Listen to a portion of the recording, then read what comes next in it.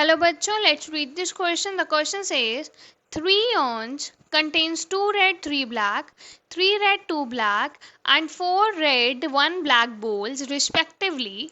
One of the urns is selected at random and bowl is drawn.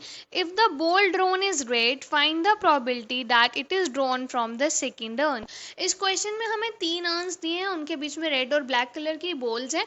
हमें बोला है कि एक अर्न सेलेक्ट किया रैंडमली, उसमें से एक बोल उठाई और जो वो बोल है वो रेड है. हमें प्रोबेबिलिटी फाइंड करनी है कि वो बॉल सेकेंड अर्न से आई है, उसकी क्या प्रोबेबिलिटी है. So for this firstly we see the key concept to solve the question. इस क्वेश्चन को सॉल्व करने के लिए हम बेस थ्योरम का कंसेप्ट यूज करेंगे.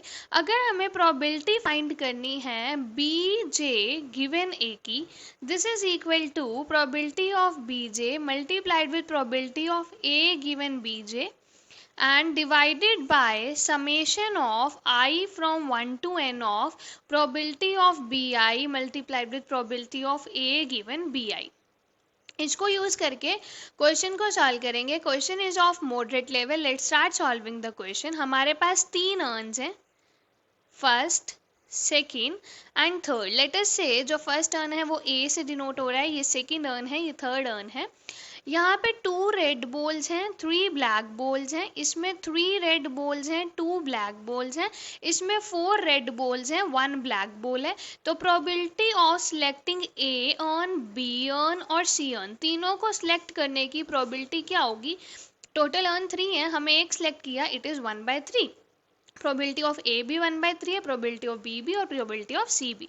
अब प्रोबेबिलिटी रेड बॉल सेलेक्ट करने की ए अर्न से वो कितनी होगी. ए अर्न में कितने रेड बॉल है, 2.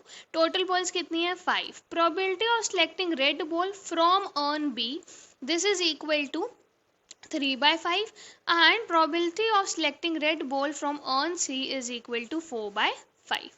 तो यहाँ से आ गया. अब हमें फाइंड क्या करना है, हमें फाइंड करना है प्रोबेबिलिटी ऑफ सिलेक्टिंग बॉल. हमने बॉल सिलेक्ट की है और हमें दिया हुआ है, गिवन जो होता है उसे यहाँ लिखते हैं, गिवन है रेड बॉल है. हमें बताना है कि हमें प्रोबेबिलिटी फाइंड करनी है कि वो सेकेंड अर्न से आए. तो बी गिवन आर ये सिलेक्ट करना, ये इसकी प्रोबेबिलिटी फाइंड करनी है. This is probability of B multiply probability of R given B divided by probability of A multiply probability of R given B plus R given A